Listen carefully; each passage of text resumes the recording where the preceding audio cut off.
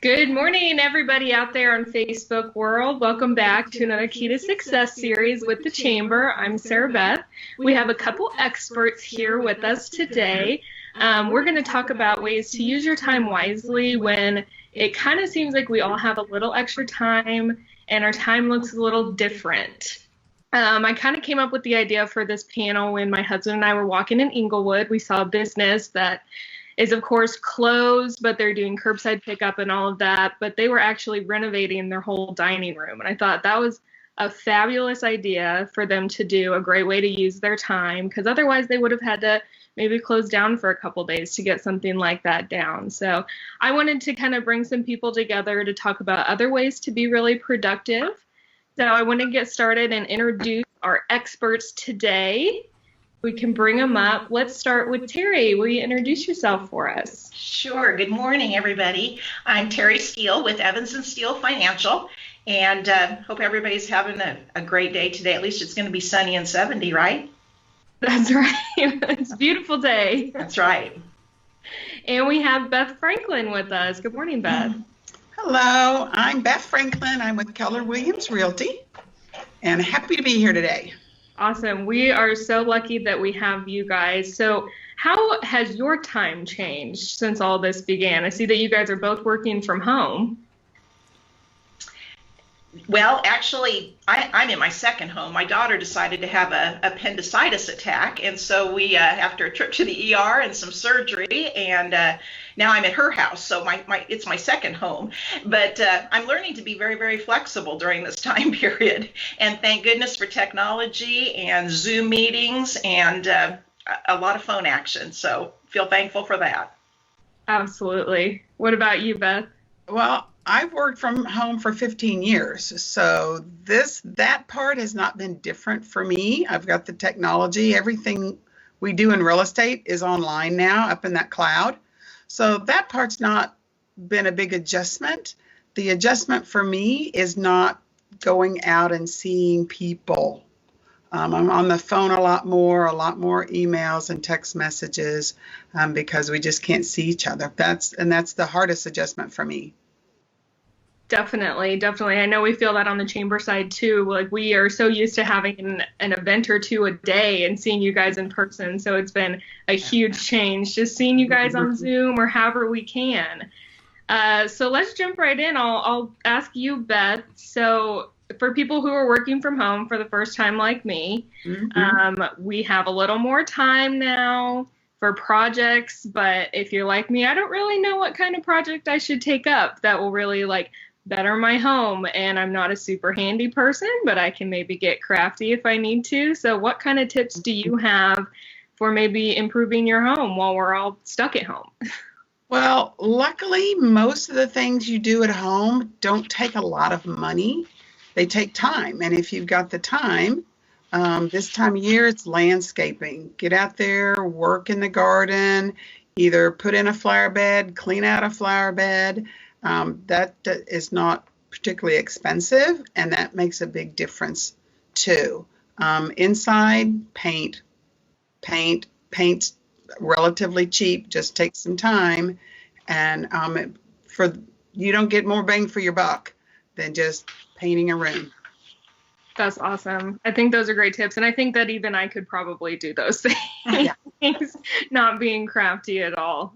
So Terry, from kind of a different, less physical point of view, I know that there's always tips going around, things that you should be organized with, have ready as far as financial documents or even tax documents. So what do you have in mind for projects that people can get into to be prepared for when we come out of this pandemic, or how to better manage our money while we're dealing with it? Well, I think that we all know that everybody in the world knows that we need to, leave our financial affairs in really good order for our family when we're gone. And it's always on our list of to-dos, but it is definitely one that never seems to make it to the top to get things organized for our family. And we never want to wait till it becomes an emergency to do that. So it feels a lot better when you're here, healthy, feeling good, and have nothing else to do to maybe get those documents in order. And I always tell everybody, it's a huge favor that you would do for your family. You love your family. If you walked out the door today and never came back, they'd already have some questions as to the documents that you have in your home. Well, I don't know if mom has life insurance. I don't know what investments there are, et cetera, et cetera. So get a notebook out and date it, the date you're working on it, and then just go through every single asset you have, starting with your home, your cars, your motorcycle, your RV, your trailers. How is it titled? Is there any debt on it? Where is the debt at? Who's the contact? And then work on into the other assets that you have, like your CDs, your checking accounts, your investments, mutual funds, 401ks. These are all issues that should be written down. You don't have to write dollar amounts by them. Nobody cares. Just document what you have so that if something unforeseen occurs, that at least your family is not only grieving you, but also having an incredible financial headache to deal with. Absolutely. I feel like it's a great time to kind of dig into these projects that, like you said, it's something that we should all have ready, but maybe we don't have the time or we're not home in the evening to get something like that done, but we are now. Well, let me ask you, Terry, what about these stimulus checks that are coming through to all of our bank accounts? What should we do with that? What are your Well, this pandemic has certainly affected people differently. I mean, I'm not affected because I'm an essential business, and in dealing with the stock market, trust me, it's been essential to be available on the phone and dealing with this havoc. But other people are affected by this, and hopefully they've received their stimulus or they've gotten their payroll protection program in place, or a loan through the SBA, had some financial assistance. For those that are not affected, you should be saving money all over the place. You're eating at home more, you're not going to movies, you're not doing anything that really costs any money, so there should be some savings in that emergency fund. And we all understand why you need an emergency fund. If you haven't figured it out before now, you understand now. And for those that are not as fortunate to have a job right now, making ends meet is really important. So even little things like going to the grocery store, plan your meals out. Don't buy the bag lettuce, buy the head of lettuce. There's just little teeny tiny ways to save money and make those few dollars that stimulus provided stretch as long as we can. Definitely. I think that's a great tip. On the other side of it, though, for people who are fortunate to be that essential worker and the stimulus check is a little bit of a bonus, Beth, how would you recommend using that to reinvest in your home? What's like a great project that you could use with that money for people who are maybe thinking about selling soon? Well, kitchens and bathrooms is where people can make their money back in real estate if they really want to make it a big improvement, kitchen and bathrooms. And it doesn't have to be a major overhaul. Things like new hardware on your kitchen cabinets really can update a kitchen and look really great. If you haven't done things to keep your home up, again, paint, neutral colors, fresh coat of paint helps everything. Something else that you can do, I'll give you kind of a secret. This doesn't take a lot of money, but it will definitely improve the value of your home, and that is to organize your storage space. Your garage, your basement, where we keep all of our stuff.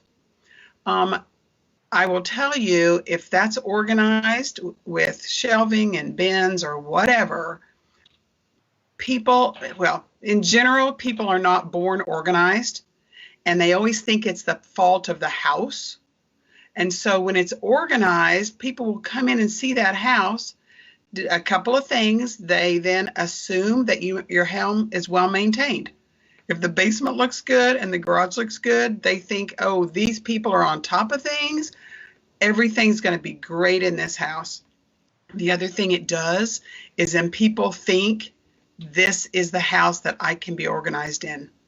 They forget it's not really the house, it's them, but that's a kind of a real estate secret. But take time, get that basement organized, get that garage organized. It's not sexy, but that is a real value to your home. Absolutely. And I think that's a great tip for people who aren't moving too. I know one of my first boredom projects was totally like pulling everything out of our bathroom closet and organizing it. And it has just made such a difference. Like every time I walk past it, I'm not dreading looking at it. It's not a mess anymore. So it's just great for peace of mind too, to get organized. Yeah. And you didn't know that you're improving the value of your house at the same time. Right. Exactly. I had no idea. So that's a fabulous tip. Mm-hmm. Well, let me ask you guys, what is your number one tip for staying busy? I know there's so many distractions when you work from home, and Beth, this is a great question for you because you've worked from home for a long time, but I know I'm constantly getting distracted by, the TV's right over there or the Nintendo Switch. So how do you stay focused during the day when you're working from home? Well, I think structure is important. When I first started working from home, I was distracted by dirty windows, things that I didn't see in the evening because I was home during the day. And so I could see dust in places I hadn't seen it before. Once I kind of got over that, I keep a structure and I'm up every morning at the same time. I hit the shower. I have my makeup on every day, even through this pandemic when I may not leave the house. I may not have shoes on. I may be in my slippers all day, but I'm up at the same time. I've got my makeup on. I'm ready to work. I personally, we don't turn the TV on during the day at all because it's just such a huge time suck that you don't even realize. That I think is important, just some sort of structure. And it'll be different for everyone, but do it every day. Definitely. And I think we've heard that over and over again, is try to get in the same routine. We do have a question from Facebook. This one's for Beth. It's from Morgan. She asked, what are a few resources for people who have the time to do a home project but don't know where to start? Well, now I will tell you to turn the TV on. So you can hit HGTV, Property Brothers, Love It or List It is one of my favorites. You can do that. And then, of course, all the websites, depending on what you're looking for, those kind of websites. Home Depot has all kinds of ideas of things. Just let that be your resource. Those are great resources. I know I'm an HGTV addict, so it's very helpful that those shows that I like may actually pay off. There you go.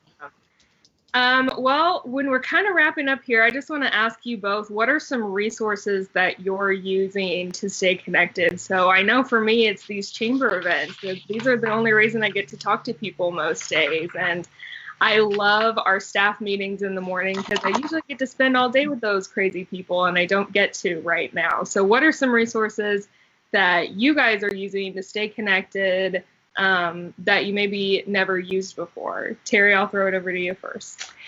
Well, I am definitely using Zoom because we have no in-person meetings right now, which is horrible. So I prepare for my meetings. I send everything via email, then ask for an invitation on Zoom. We conduct our business that way. Of course, our broker dealer is sending us out more information than any human could possibly read in a lifetime. So there's plenty of that to do. Every organization that I'm involved with has a Zoom meeting, so that's fun. And it does add, it's my comic relief. As I shared with you last night, a group of 50 people on Zoom it provides some real interesting feedback. So if nothing else, I am learning a lot about electronics. And of course, taking that time, I was laughing at when Beth said, you're used to staying at home and working, and I am quite the